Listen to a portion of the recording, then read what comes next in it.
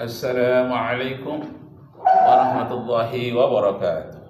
Nasrullah syukran katsira bi qiraatil hamdalah ala hidayatihi wa taufiqihi allati nahnu na'isu biha wa nusalli wa nusallimu ala sayyidina Muhammadin ala juhdihi wa bazlihi li tablighi syara'i'illah hidayatan lana. Amma ba'du, askurukum syukran jazila ala mas'adatikum bil huduri fi hadzal fasli. Kama araftum al-an ana sa'ufassir alaikum al-ijya mizya sa'ufassir alaikum khutbati wa wa'zi dini ala lughatil Indonesia khususan. Ikhwani wa akhawati al-izza wa asdiqa. Abahas al-yawm nahwa haqqullah wa haqqul adam. Haqqullah yakni hak asasi Allah, hak asasi Tuhan. Haqqul adam yakni hak asasi manusia.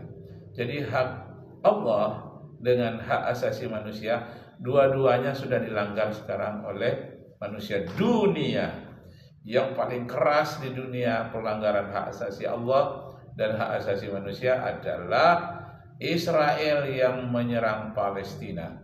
Masya Allah, sudah berjuta-juta orang berdoa, berjuta-juta triliun duit dikucurkan untuk membantu Palestina, dan berjuta-juta dolar pula dikeluarkan oleh Amerika untuk membantu Israel laknatullah, yang sangat melanggar HAM beribu-ribu kali, melanggar hak asasi Allah beribu-ribu kali.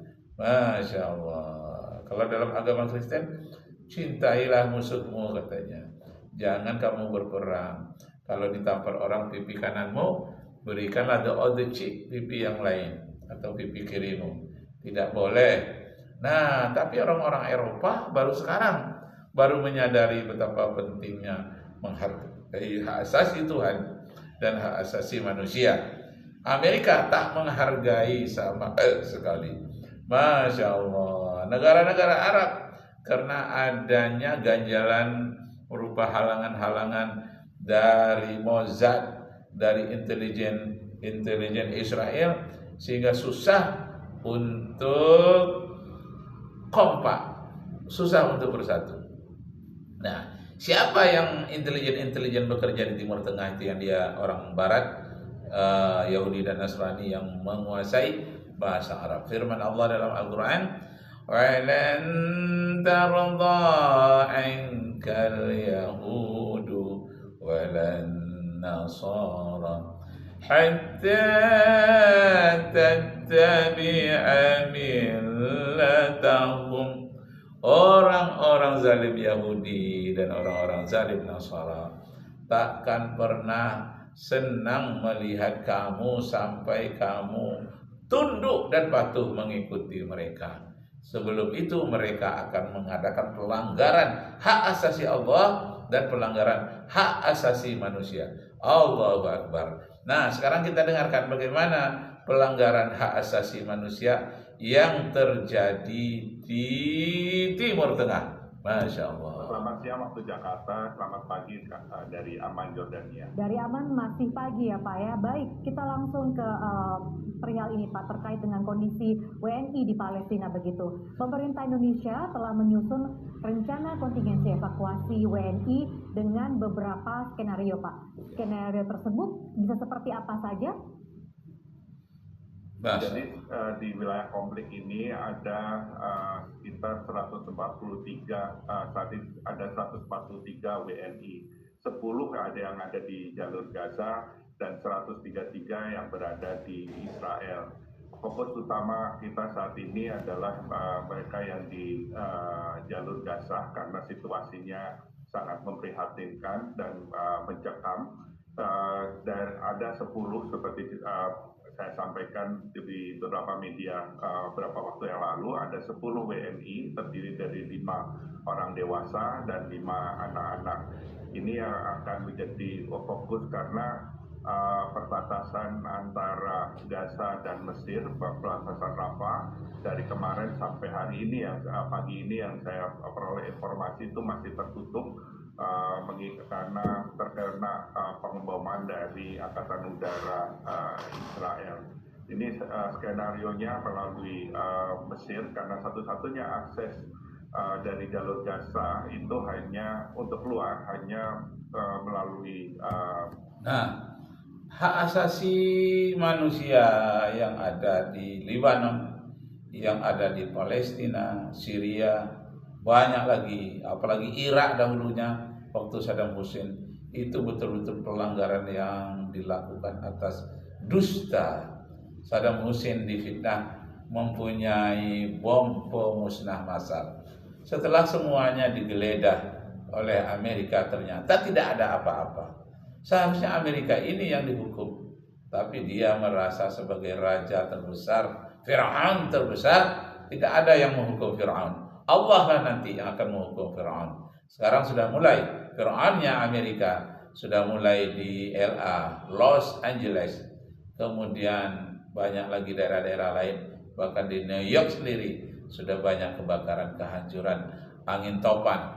Kalau masih terus juga kezaliman itu berlangsung, nanti akan dirasakan lebih besar lagi hal-hal yang akan dirasakan oleh Fir'aun di abad modern sekarang ini. Sementara yang di Israel itu kita masih mengidentifikasi juga jumlahnya, sementara tadi saya sampaikan ada 133 dan skenarionya apakah mereka melalui jalur darat yang yaitu nantinya menuju Jordania ke aman atau melalui opsi lain apakah melalui udara karena Ibu Menteri Luar Negeri juga sudah berkomunikasi dengan Menlu Philip.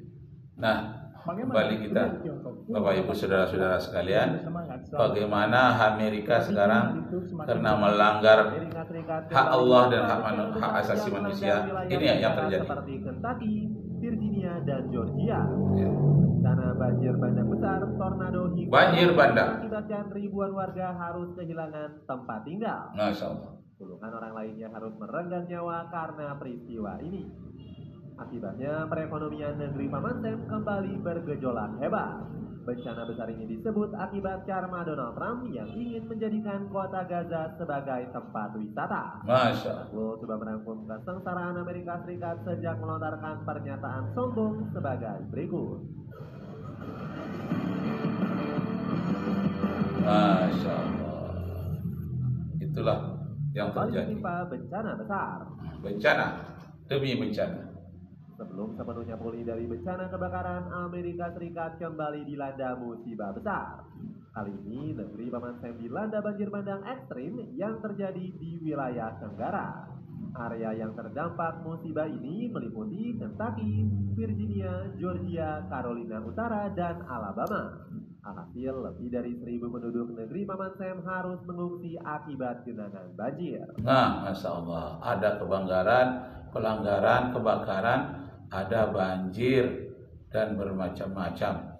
Masya Allah, sedangkan kita di tanah air pelanggaran HAM-nya terjadi di Rempang dan Pikul. Apa itu bisa secara akal sehat? Saya mau Pak Menteri coba kembali kepada hak jati diri yang sebenarnya.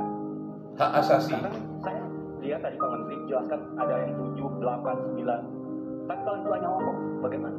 Hari ini pelanggaran HAM itu dibiayai sama APBN. Iya kan? 36 kasus polisi di belakangnya, 30 kasus pemerintah daerah, Masya Allah. 48 kasus TNI. Semua harus Rempang dipindahkan, bangun rumahnya APBN. Yang datang di situ apa pemerintah? Jadi coba kita tidak suruh Pak Menteri bahwa akan ada perusahaan besar menjadi bangkrut, tidak. Kita tidak suruh itu. Kita senang perusahaan besar itu ada. Iya. Tapi kalau memindahkan orang satu pulau yang luasnya 17.000 pulau orang semua disuruh pindah, itu pembangunan apa namanya itu? PSN apa? Begini momen Menteri HAM di sikap DPR soal Rempang. Kasus Rempang, saya tidak melihat apa yang dilakukan Kementerian HAM terhadap kasus Rempang. Berapa yang ditangkap? Iya.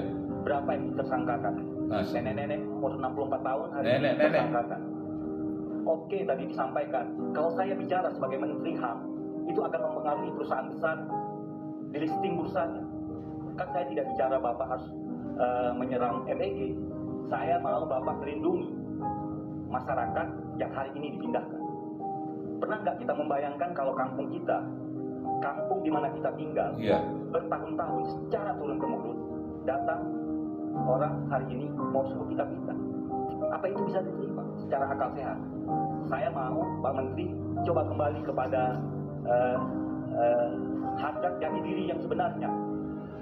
Sekarang saya lihat tadi Pak Menteri jelaskan ada yang 7, 8, 9. Nah, jadi rupanya nenek-nenek pun ada yang dipenjarakan pada kasus Rempang, dianggap melanggar aturan pemerintah. Masya Allah.